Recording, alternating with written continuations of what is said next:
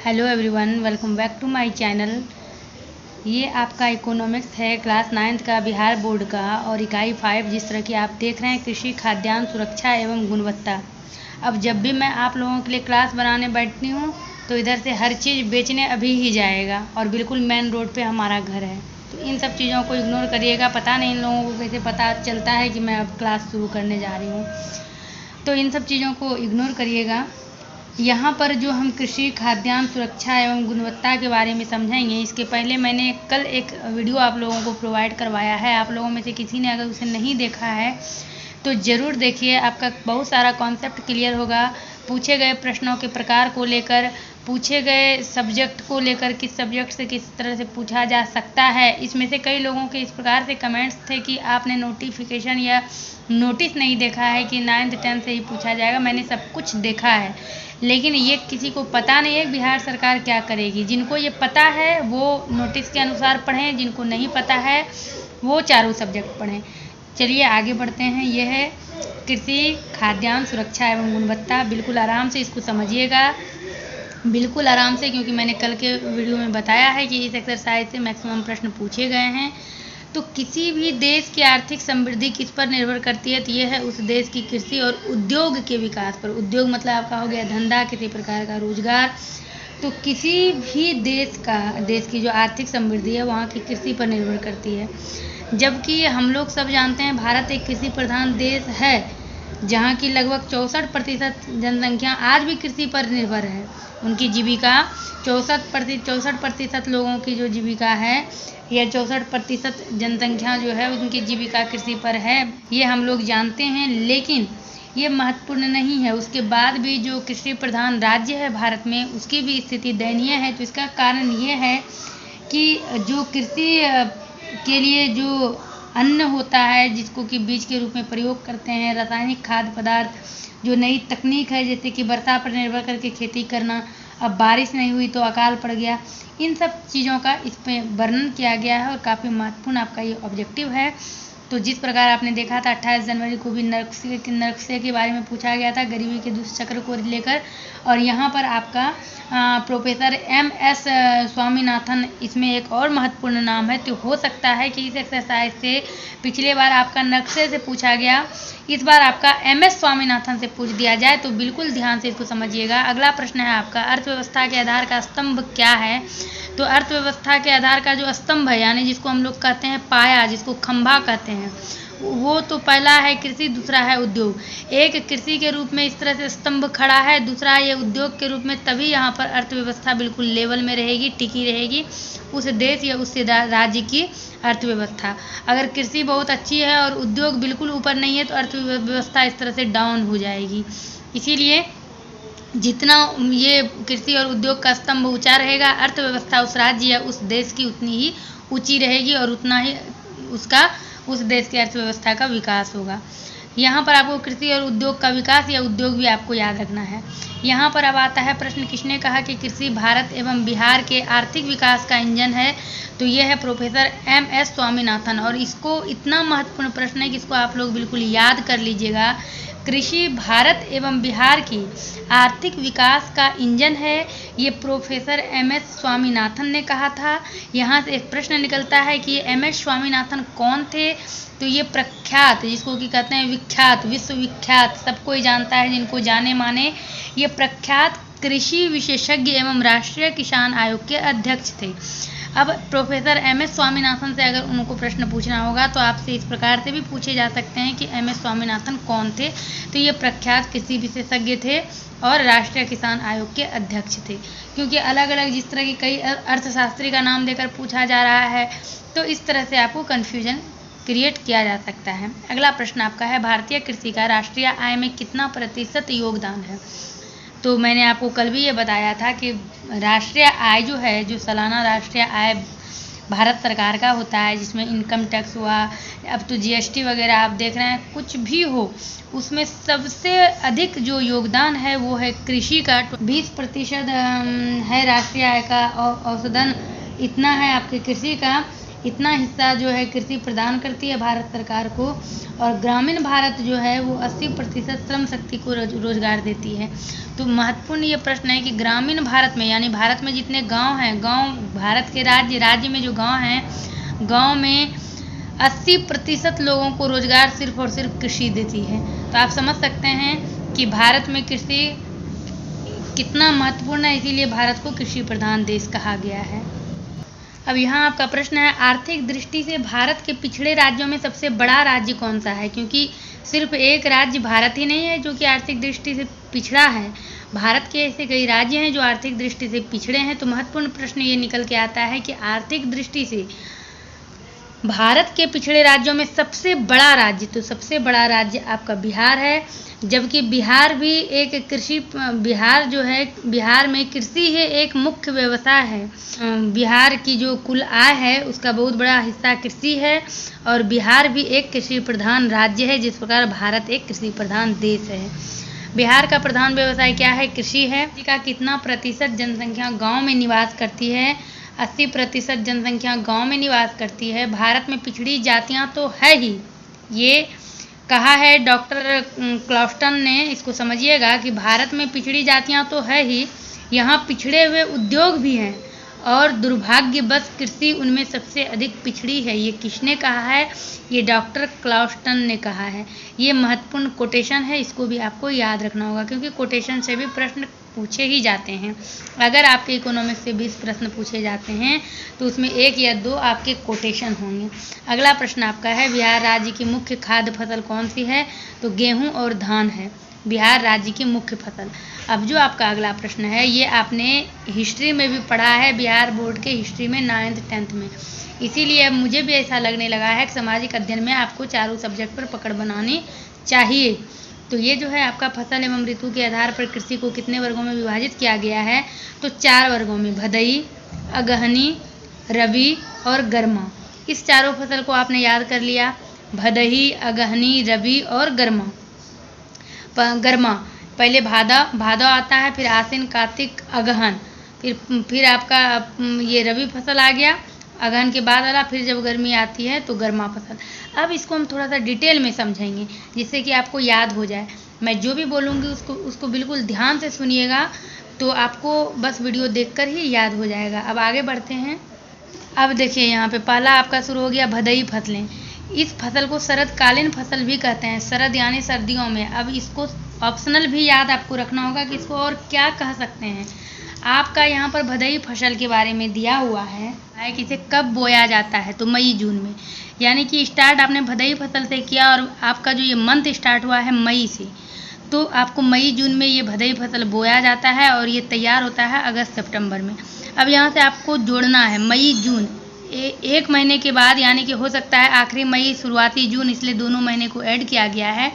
तो मई में आपको क्या करना है, 2 महीना और ऐड कर देना है, जैसे कि जून जुलाई, और तीसरे महीने को टच करना है तो आगे आपका अगस्त। जून में उसी तरह अगर आप 2 महीना ऐड करते हैं, जुलाई अगस्त, तो आगे आपका सितंबर। 2 महीना स्किप करके आपको ये याद कर लेना है कि भदई फसल जो है उसे शरदकालीन फसल भी कहते हैं और उसे मई जून में बोया जाता है और उसे अगस्त सितंबर में तैयार किया जाता है। और अगस्त सितंबर ही जो इंग्लिश का मंथ है, इसको हिंदी में भादव महीना कहते हैं, इसीलिए इस फसल को भदई कहते हैं। इसके जो मुख्य फसल हैं ये है मक्का, ज्वार, जूट एवं धान। इस फसल को आपको याद रखना है और ये फसल बिहार के मैदानी भाग में होता है। सारे महत्वपूर्ण पॉइंट को मैंने बस 2 लाइन में कवर कर लिया है, इससे आपका अनेकों प्रश्न निकल सकता है। अब आपको इस तरह से पूछ दिया जाएगा शरदकालीन फसल कब तैयार की जाती है, तो शरदकालीन फसल भदई फसल आपका हुआ, ये आपने देखा। उसके बाद हम नीचे आएंगे और नीचे से यहाँ लास्ट हुआ है जून और स्टार्ट हुआ है ये अगहनी फसल जून से ही। जून में ये बोया गया और ये सितंबर में तैयार हुआ, लेकिन अगहनी फसल भी जो है जून में ही बोया जाता है। अगहनी फसल को शीतकालीन फसल भी कहते हैं और खरीफ फसल भी कहते हैं। तो इस दोनों को अगहनी फसल के साथ साथ आपको याद रखना है, खरीफ भी और शीतकालीन भी। और इसकी बुआई जून में होती है और तैयार जो ये होता है जुलाई, अगस्त, सितंबर, अक्टूबर, नवंबर, 5 महीना के बाद दिसंबर में, खरीफ या अगहनी फसल। और इसमें कौन फसल महत्वपूर्ण है, ये अगहनी फसल में आपको ये ध्यान में रखना है, क्योंकि आपकी बुक में ऐड नहीं था तो मैंने ऐड नहीं किया है। उसके बाद है आपका रबी फसल, इसको बसंतकाली फसल भी कहते हैं और ये अक्टूबर नवंबर में इसकी बुआई होती है और मार्च में ये तैयार होता है। तो यहाँ भी आप देखेंगे तो हो गया आपका दिसंबर, जनवरी, फरवरी, मार्च, तो यहाँ 4 महीना, यहाँ 5 महीना, यहाँ 2 महीना स्किप करके है।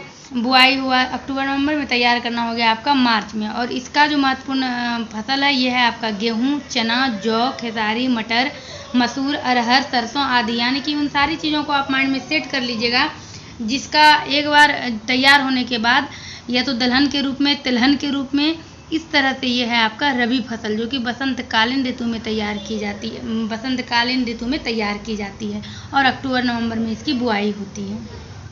उसके बाद आपका आता है गरवा फसल, जो कि ग्रीष्मकालीन ऋतु में होता है और इसकी बुआई, यहाँ बुआई दी हुई है, ये है नमी भूमि वाले क्षेत्र में इसकी बुआई होती है।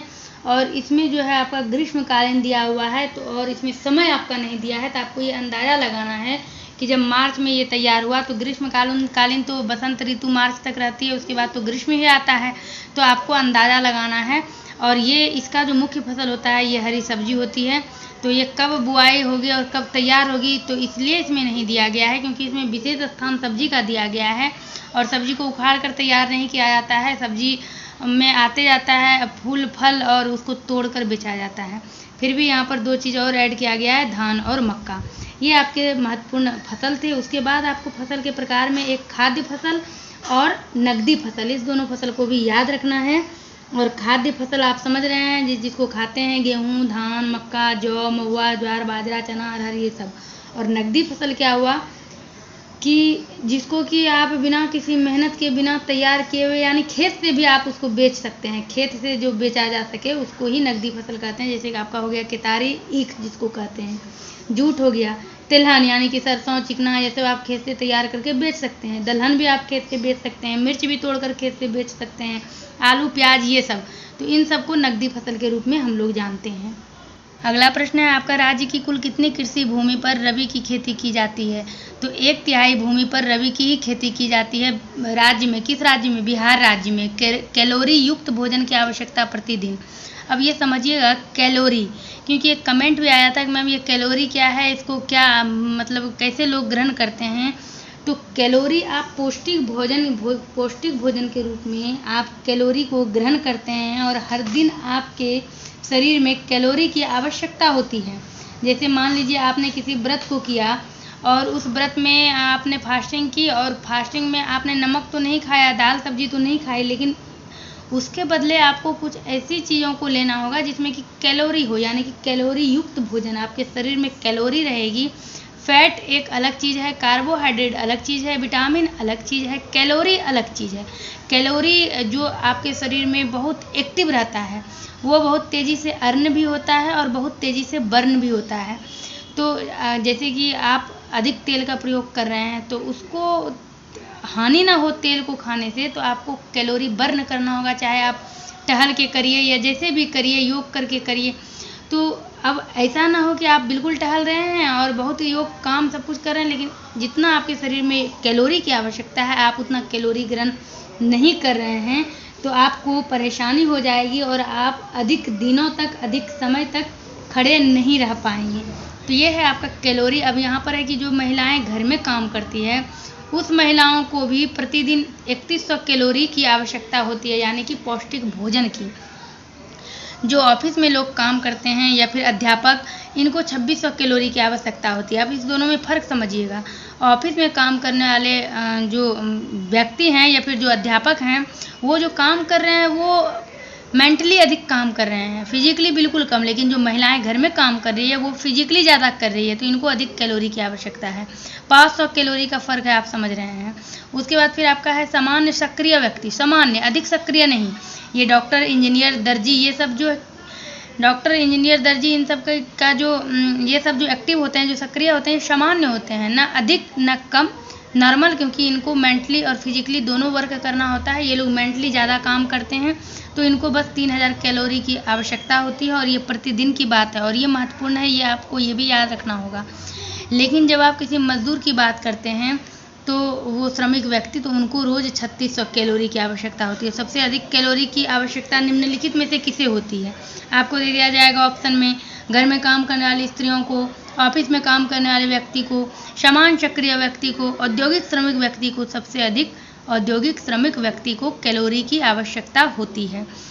जितना कैलोरी वो ग्रहण करेंगे उतना ही वो काम कर पाएंगे, और उसके बाद फिर काम करते करते कैलोरी खत्म होगी तो फिर उनको पौष्टिक भोजन लेना है। अगला प्रश्न आपका है, बंगाल में भयानक अकाल कब पड़ा था? और ये बहुत ही महत्वपूर्ण प्रश्न है, क्योंकि इसके बाद ही हरित क्रांति लागू हुई थी। तो बंगाल में भयानक अकाल 1943 ईस्वी में पड़ी थी, और इसमें लगभग 30 लाख लोग भूख से मरे थे। उसके बाद आपका है, अमर्त्य सेन कौन है? तो इसमें आपने देखा, एक तो आपका MS स्वामीनाथन आया है, नक्से आया है, और ये अमर्त्य सेन आया है। तीनों को आप लोग रट लीजिएगा। नोबेल पुरस्कार के विजेता थे और ये विख्यात अर्थशास्त्री थे। ये विख्यात अर्थशास्त्री थे अमर्त्य सेन। अब यहाँ आप देखेंगे, ये आपका आ गया, अनाज की उपलब्धता के 2 मुख्य घटक कौन कौन से हैं? मैंने कल के वीडियो में भी इसको बताया है और आप लोगों ने इसको समझा है, और मैंने पिछले वीडियो में कुछ शॉर्टकट बताया था, जो फुल फॉर्म उसका याद कर लीजिए। लेकिन अभी तक तो किसी प्रकार का ऐसा प्रश्न नहीं है, लेकिन फुल फॉर्म से भी प्रश्न पूछे जाते हैं। लेकिन वही है कि कितना कितना कोई पढ़ेगा, कितना पढ़ सकता है, अनलिमिटेड है पढ़ना, और पता नहीं प्रश्न में क्या पूछा जाएगा। तो बस मेरे से जितना बन पा रहा है आप लोगों के लिए कर रहे हैं। तो बफर स्टॉक मैंने कल भी समझा दिया था कि ऐसा राज्य जहाँ की उत्पादन होता है, यानी उत्पादन वाले राज्य में किसानों से भारतीय खाद्य निगम जो है गेहूं और चावल खरीद लेता है, और किसानों को उनकी फसल के लिए पहले ही जो कीमत होती है घोषित कर दी जाती है, फसल उपजाने के पहले ही, और फसल लेने के समय उनको वो कीमत दी जाती है, और इस मूल्य को न्यूनतम समर्थित कीमत कहा जाता है। तो ये भी महत्वपूर्ण है कि न्यूनतम समर्थित कीमत किसे कहा जाता है? तो किसानों को उनकी फसल के लिए पहले से घोषित कीमत देना ही न्यूनतम समर्थित कीमत है। और उसके बाद आप यहाँ देखेंगे कि दूसरा है आपका सार्वजनिक वितरण प्रणाली। तो ये सार्वजनिक वितरण प्रणाली भी मैंने आपको कल समझा दिया है कि जो भारतीय खाद्य निगम द्वारा किसानों से अनाज लिया जाता है, उसे राशन दुकानों के माध्यम से समाज के गरीब वर्गों में वितरित की जाती है, और इसे ही सामाजिक वितरण प्रणाली कहा जाता है। उसके बाद आपका प्रश्न है कि देश भर में अभी लगभग कितनी राशन की दुकानें हैं? तो लगभग 4.6 लाख हैं। लेकिन ये याद रखिएगा, मेरा 2001 का अपडेट है मेरे पास, जो इकोनॉमिक्स का बुक है। आप लोग अपना अपडेट मुझे कमेंट कर बताइएगा उसमें क्या है। भारत में राशन व्यवस्था की शुरुआत कहाँ हुई थी? बंगाल में 1940 के दशक में राशन व्यवस्था की शुरुआत 1940 के दशक में। उसके बाद जो आपका प्रश्न है, काम के बदले अनाज का कार्यक्रम कब शुरू किया गया था? 1977 से 78 ईस्वी में राष्ट्रीय काम के बदले अनाज कार्यक्रम कब प्रारंभ किया गया था? यानी आप काम कर रहे हैं, काम के बदले आपको अनाज मिलेगा, ये कार्यक्रम कब प्रारंभ किया गया था? अगला प्रश्न है, जिला स्तर पर शीर्ष अधिकारी कौन होते हैं? कलेक्टर। काम के बदले अनाज कार्यक्रम के लिए 2004-05 में कितने टन अनाज और कितने रुपए निश्चित किए गए थे? तो 20 लाख टन अनाज और 2020 करोड़ रुपए निश्चित किए गए थे। और ये जो आप देख रहे हैं अंत्योदय अन्न योजना, तो सबसे पहले हम लोग समझेंगे ये अंत्योदय क्या है। तो जिस तरह आप लोग जानते हैं राशन कार्ड में जैसे होता है गरीब रेखा वाला card, BPL card, APL card, ये जो कार्ड है ये भी राशन कार्ड के प्रकार ही हैं, ये अंत्योदय कार्ड। लेकिन ये निर्धन में भी जो सबसे अधिक निर्धन लोग हैं उनके लिए ये कार्ड इशू किया जाता है। तो आपको ये याद रखना है, अंत्योदय कार्ड, BPL कार्ड और APL कार्ड। तो अंत्योदय अन्न योजना कब शुरू की गई थी? ये दिसंबर 2000 में शुरू की गई थी। और आखिरी प्रश्न आपका है, गैर सरकारी संगठन। तो पिछले क्लास में आपने सरकारी संगठन, गैर सरकारी संगठन सबको मैंने डिटेल में बताया है। तो ये जो गैर सरकारी संगठन आपके बुक में है, इसमें आपका मदर डेयरी है जो कि दिल्ली में है, और पटना डेयरी जो कि बिहार में है। इस पटना डेयरी को सुधा भी कहते हैं, सुधा डेयरी।